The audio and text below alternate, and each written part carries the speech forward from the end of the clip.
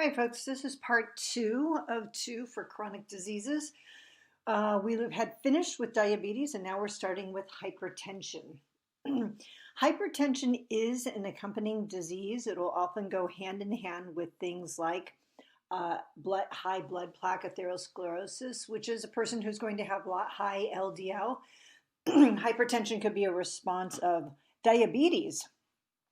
Excessive blood sugar, increased solute load promotes tension in the blood vessels. Hypertension can be a response to imbalanced dietary intake, things like excessive amounts of salt in a person's diet.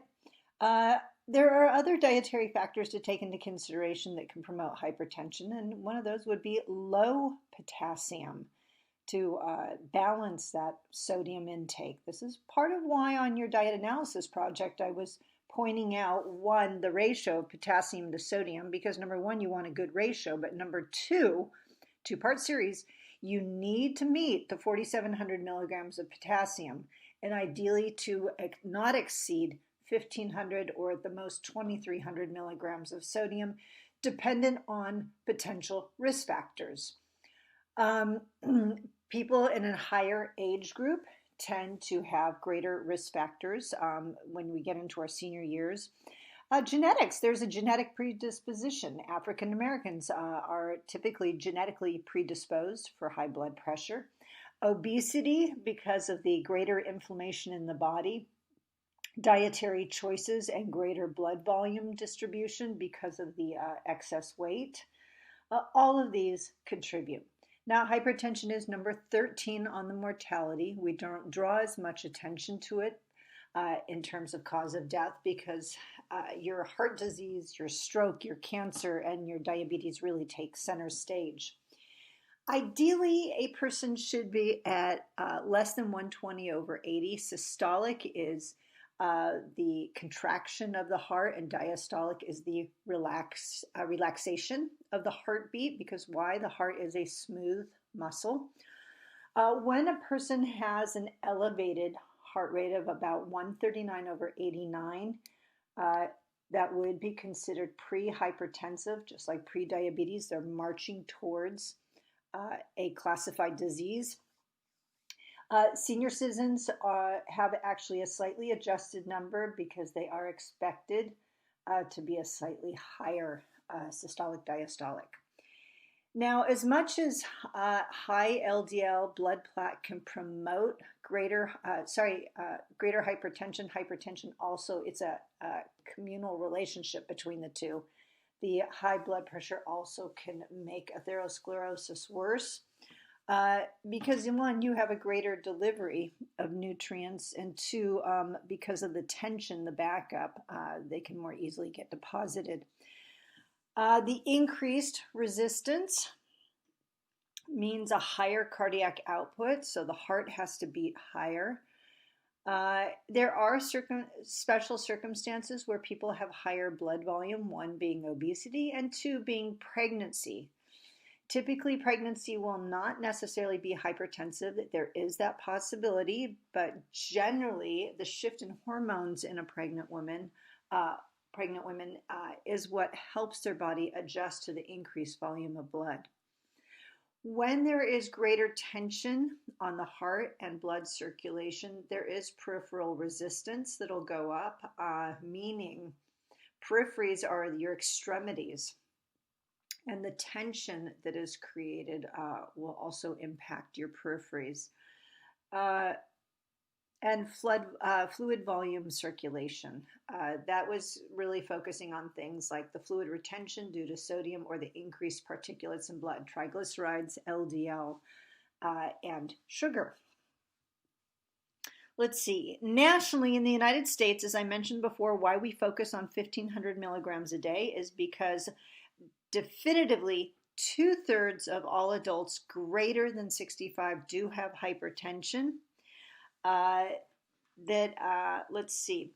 When we experience hypertension, it will impact, in addition to our blood vessels, it will also alter our kidney function. It will promote blood vessel damage, which means that if we do not have a balanced diet, We can have stiffer blood vessels, which can more easily explode. Not a good thing. So what do we need to focus on? One, reducing sodium, which is why American Heart Association recommends 1,500 milligrams a day. And two, ensuring that we have a diet rich in variety, rich in minerals, potassium, calcium, and magnesium that help with blood vessel relaxation. There is the DASH diet. If you recall from the slide on sodium, dietary approaches to stop hypertension. And that diet focuses on increasing plant-based foods rich in minerals. All right, I like this image for two reasons. Number one, just to get to the point across that, as your arterial blood flows away from the heart, the vessels get smaller and smaller, and this is what creates a backup of tension backing up towards the heart. And then two, once it transfers to the smallest of the capillaries, it will then turn around and become the vein, which is now delivering, the artery is oxygen rich. The vein now, oh my gosh, hello. The vein now is going to be returning the carbon and the excess hydrogen in the blood back to the heart to be expelled, and any other waste products that are going to be passing through your kidneys. If you notice the little water droplets exiting the arterial vessel right before transfer to the vein, gets back to the disease of thinking in terms of like kwashiorkor or an edema, where when we do not have enough protein in our diet, the blood vessels are more porous, they're weaker, and hence fluid can more easily leak out into the interstitial spaces, promoting the swelling of fluids in tissue. Okay, just to recap, what dietary influences are there on blood pressure? Well, one, having a diet that is missing out on its potassium, calcium, and magnesium. And folks, I love y'all, but that's the vast majority of you. So you want to think about your future. Two, take into consideration not to exceed 1,500 milligrams a day. If you have any hint of high blood pressure in your family or genetic predisposition, or two, if you were just one of those people who way over consumes sodium and under consumes potassium rich foods, i.e. legumes, fruits, vegetables, then Houston, we have a problem here. You need to land that rocket ship and reconfigure it. Exercise plays a vital role for two reasons. Number one, exercise increases oxygen delivery, supports the heart and delivery of nutrients. Exercise also helps the body excrete excess fluids and sodium. So staying active is a mix, folks, of both cardiovascular, working the heart, and strength training for dual purposes. Alcohol severely disrupts blood pressure, folks, in a variety of different ways, which we'll talk about in the alcohol section. But one being is that it dehydrates the body. And if you recall from the fluid section, that when we are dehydrated, that actually initially elevates blood pressure. Overall, for people, a 5 to 10% weight loss for people who are overweight and or obese will make a world of difference for them. Because one, the reduction in body mass means, especially fat mass, means a reduction in need of blood vessels. And two, it will typically come out of a response. The weight reduction should be coming out of a response of improving dietary choices and exercise. We know some basic correlations that when potassium intake is low, hypertension creeps up, or high blood pressure creeps up and promotes hypertension. When magnesium is low, this increases vessel constriction, which is part of why magnesium plays a powerful role in managing headaches and migraines. By nature, caffeine elevates blood pressure because it's a diuretic, so it dehydrates the body. And then there is some research that's been ongoing, and I'm not sure if it's finalized yet, honestly, but was looking into vitamin D, cadmium, and selenium. A couple comments on that. One, vitamin D is the one nutrient that we can fully make on our own if we're outdoors often enough, which is, hey, it's always a good time. Get outside for 10 minutes a day, midday. Vitamin D seems to have a powerful relationship interacting with everything in the human body, so I wouldn't be surprised if it has a primary or secondary role that we're not aware of. Cadmium is a trace mineral. It plays such an incredibly small role. I'm not concerned about us getting enough, so I find that one a little odd, why they chose to focus on cadmium. And then selenium. Selenium, we walk a fine line. I really don't recommend people to ever supplement with it. We don't need a lot. It's a trace mineral. Generally, if we have a good variety in our diet, we're going to get the selenium like the cadmium, no problem. So what does this boil down to? First and foremost, folks, variety is the spice of life. I'm going to say it over and over again. Secondly, reducing sodium from processed foods, frozen foods, prepared foods, restaurant foods, frozen foods, right? And then thirdly, when a person carries more body weight than necessary, to reduce it. All right, when purchasing foods that are processed or prepared, it is great to keep an eye on the label and look for things like either salt, sodium-free, or very low sodium. Those I'm not really particularly worried about in sodium content, but low sodium per serving, you've got to be cautious, because if you're the person, like let's say a can of soup, who tends to consume 2 or 3 servings, well, now you've really accelerated the amount of sodium that you're taking in.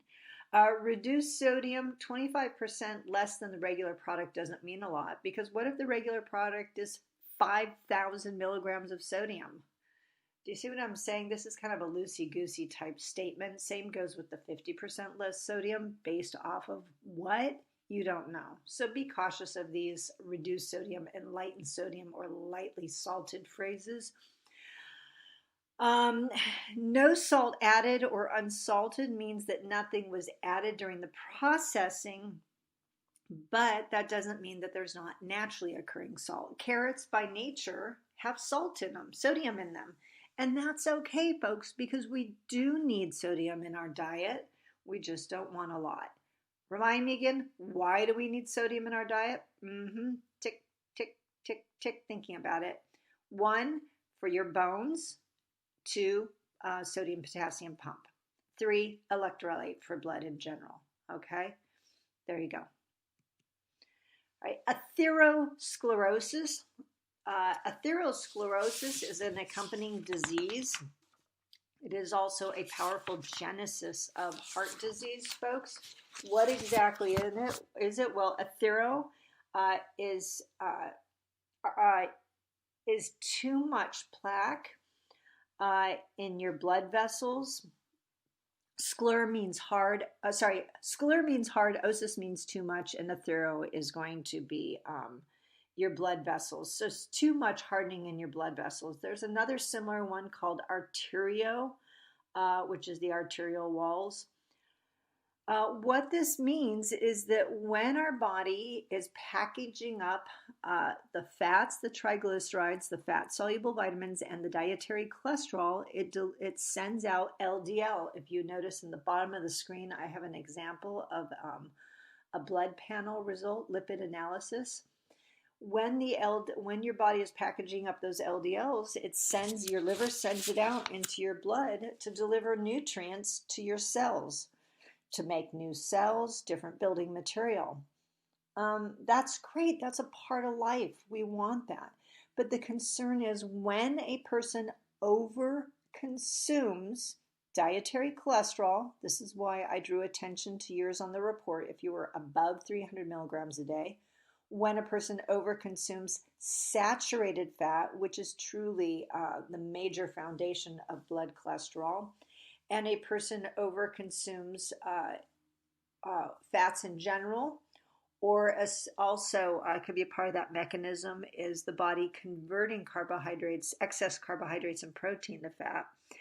When these are delivered in abundance, they end up getting deposited in the blood vessels. And when they do, it's like the garbage truck is over full and it starts blowing out onto the road. Well, these excess nutrients will now stick to the blood vessels, and when they do, your body will respond to them.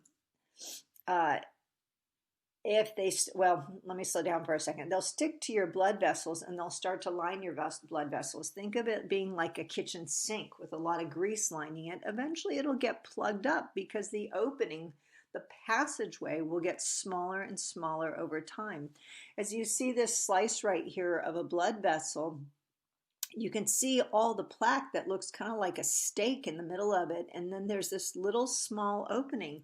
That's, folks, that's maybe that 40% of the opening, so 60% blockage, maybe 70% blockage.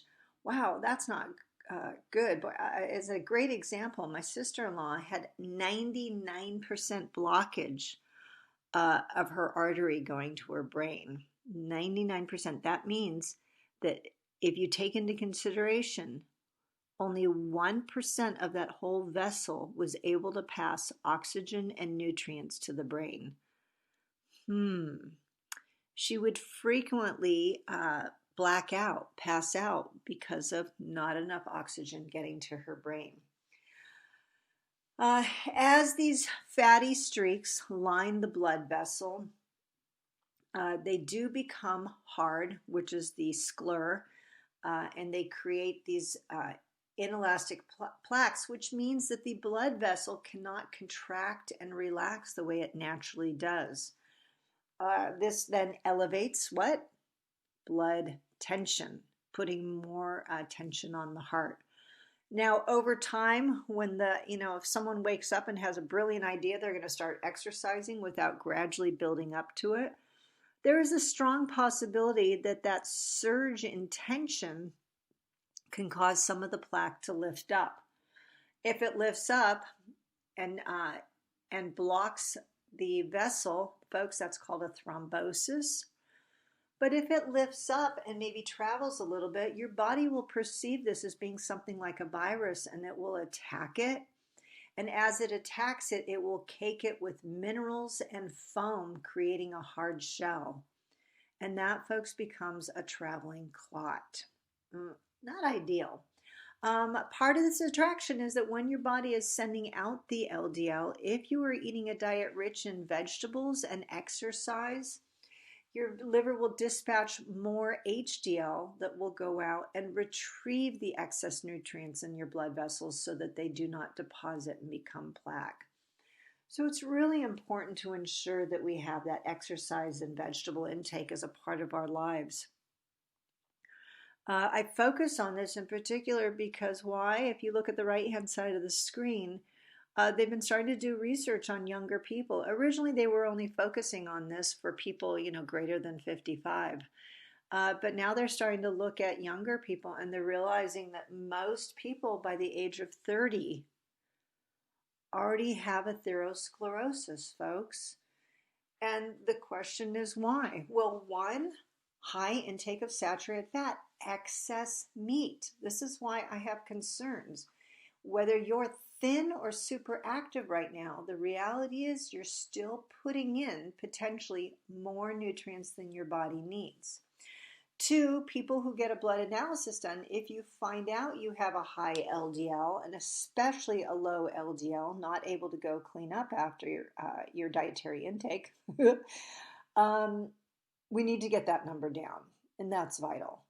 There are exceptions. You can have a high LDL, folks, but you sure as heck have to have a high HDL to accompany that.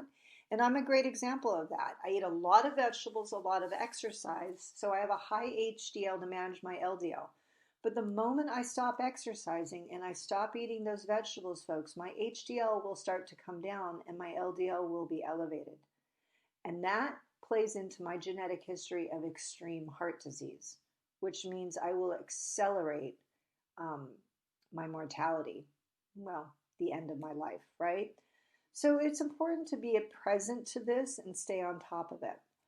All right, why else are we seeing this? Because inflammation in the human body, poor dietary choices, folks, meaning a lot of processed food and excess sugar, does promote inflammation due to the poor nutrition in the body.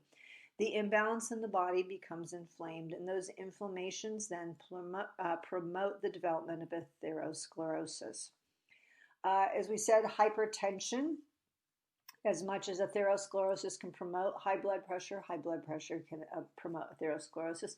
Hey, and if you're asking the difference between high blood pressure and hypertension, it's high blood pressure is the here and now. Hypertension is the classified disease. Okay, so if you have atherosclerosis, you have high blood pressure with all that blood plaque. Which then goes hand in hand with hypertension. But you could not have hypertension and not have atherosclerosis, and that, folks, would just be typically high blood pressure in response to a stressful event versus categorically a disease. All right, diabetes, because the excess carbohydrates that are converted to triglycerides, those can promote the development of atherosclerosis. Obesity, poor dietary intake. Smoking is a reactive oxygen species. It attacks and kills cellular structure inside the human body, disabling it. Viral and bacterial infections. Yeah, your body responds to those, wisely enough, as being an assault, an attack, and its response is to, as I said, to dispatch those foam cells and minerals to wrap around different viral and bacterial infections. But when they do, if they're attached to the site of blood vessels, they will be locked in, and that will add to the disruption of blood flow in your arteries. If anything, you want to think about it as like a river. When everything is running clear, the blood is flowing, but our poor dietary intake is like depositing dead trees in the river. The dead trees catch other objects and they start to line up along the walls.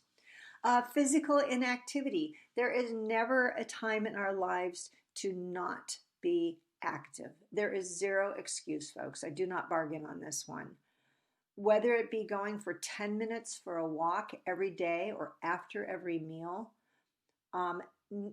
everyone has that ability. I have people in my classes who are in wheelchairs. You cannot tell me there is no exercise for you. We all have an upper body.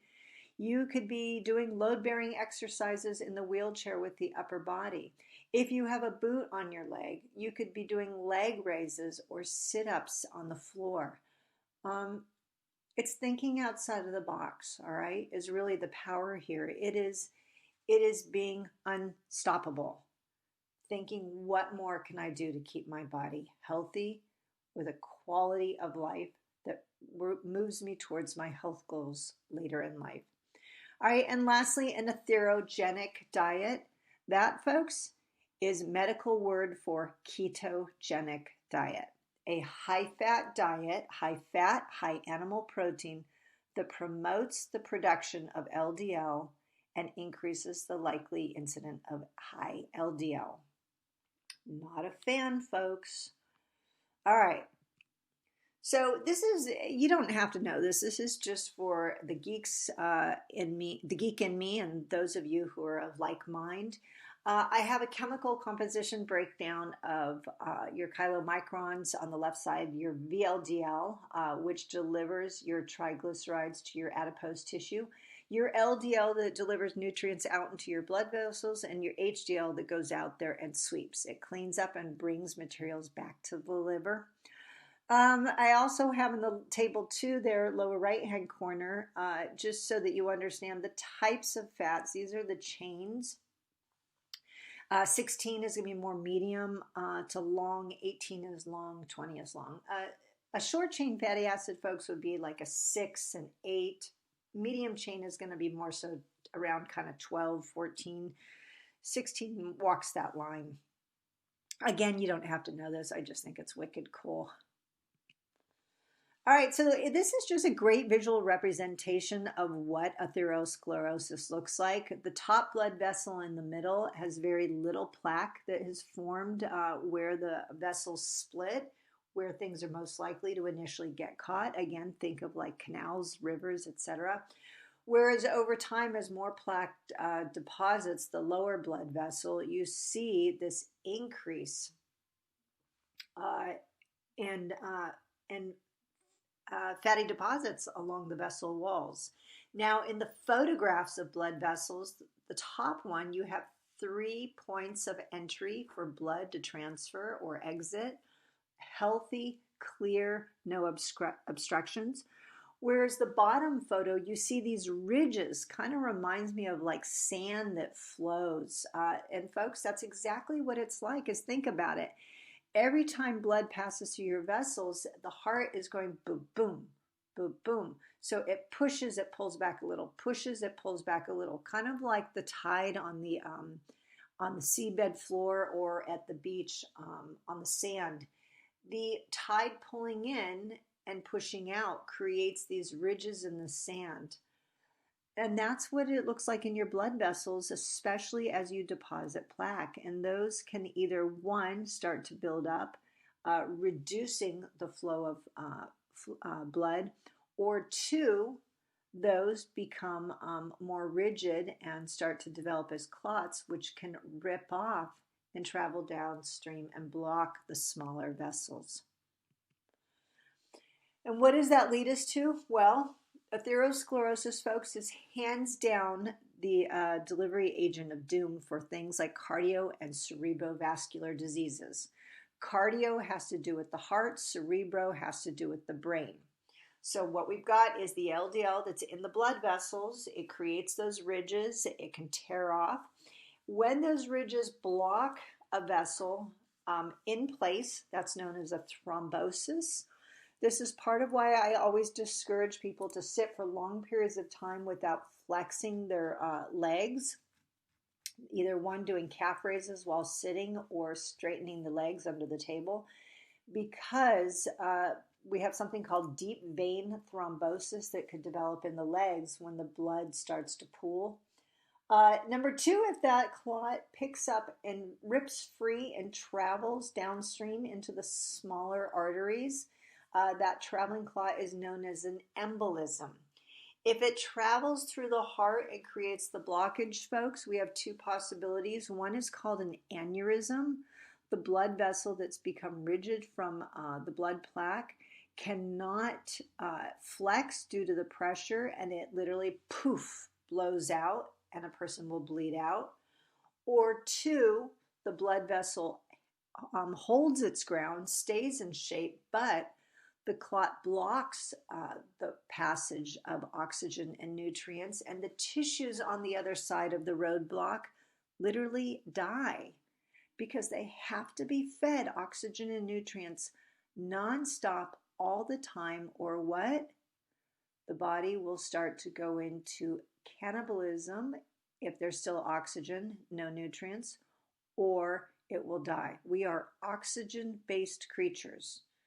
No oxygen, no live. So hence, that is your heart attack. A heart attack, folks, is death of tissue in the heart. So if you look at the image of the heart, you've got these blood vessels that are branching out. And when you get down to the smaller little branches, if that area gets blocked and the nutrients aren't delivered, it starts to become a dead zone. It always makes me think of the TV series Once Upon a Time when they pulled Regina's heart out. It was black. And that would be is that, man, she just gave everyone else heart attacks, but she held it in her heart. Yes, I relate everything to everything in life. Okay, for the brain, when the blood clot travels to the brain, it again will create a blockage, and that's, folks, where we're going to see an aneurysm. The weak blood vessel will blow out. They will bleed out in the brain. Or if that the blood vessel holds its form, but there becomes that backup and nutrients are not delivered to the tissues, oxygen included, then that is a stroke, folks. That is a death in that region of the brain. Fascinatingly, we can train our brain to work around the dead zone. Just like with a heart attack, we can, to a degree, live with dead zones in our heart, folks. But as those zones accumulate, the damage accumulates and it reduces the area that we can work with. In the case of the heart, eventually it will fail.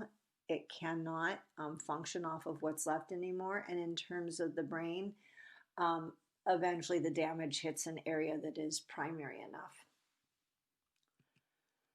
All right, so heart disease is the #1 killer in the United States. More recent statistics put it at 635,260 people a year die from heart disease. Heart disease, folks, its primary cause is poor dietary intake. Men start to experience heart disease at the age of 45. Take into consideration your parents, folks. And women start typically at the age of 55. Stroke, second in the conversation of atherosclerosis, folks, is #5 cause of mortality at 145,145 people. So heart disease obviously is a powerful front runner. All right, when you have your blood analysis done, I encourage you to log those numbers every year. Identify what your baseline is and plot it, monitor it, please, because the medical community is largely designed to say, oh, you're healthy or you're not, black and white. But really, it's the shades of gray that we have to be concerned with, which is if your LDL is in a great position this year, but next year it becomes borderline, you need to arrest it before it becomes unhealthy. Did I say that? Did I say numbers? Oh my gosh, if I did, I'm looking backwards at this. So if you're starting out in a healthy zone and your numbers start to creep up, then you need to have concern and make a change. Look hard and clear at your diet and make a change. And this is true for the LDL, the blood cholesterol, and the triglycerides, and the blood pressure. Your HDL, on the other hand, the higher the number, the healthier it gets. So inverse in terms of numbers from the others. If your HDL starts to creep down, then please have extreme concern and take action immediately, because HDL is your saving grace, period. All right, when we talk about quality of fat, things will be identified like dairy is fat-free or low fat, or milk, pretty much categorized and consistent. Reduced fat is again based off the original product. So this is going to be your processed packaged foods like crackers, cookies. It's bogus. I mean, you're getting a slightly lower fat than what the other product is, but the question is, how high is that other product? So I'm not a really big fan of that. I'd really rather you focus on quality and respect the quantity, meaning the serving size.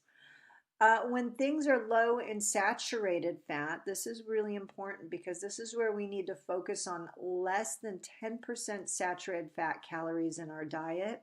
And if you have any hint of heart disease in your family, like me, then you want to go less than 7% of your total calories coming from saturated fat. How do you do that? Well, folks, you diversify your diet. Eat more soy products, tofu, eat more beans and lentils, eat more fish.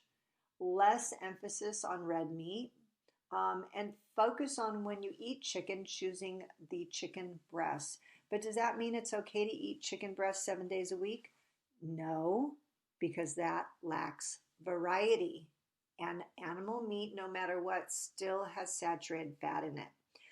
Keep in mind that pork, even though it is marketed as the other white meat, it actually is a red meat, folks, and it is incredibly high in saturated fat, because the difference between pork and things like cow is that the cow, the grizzle is very evident, and you can cut it out, or you can choose really lean cuts of meat. But with pork, the fat is embedded in the tissue, so it's not as visible, and people assume then that it's a lower fat meat. It is not. It is actually a higher fat meat.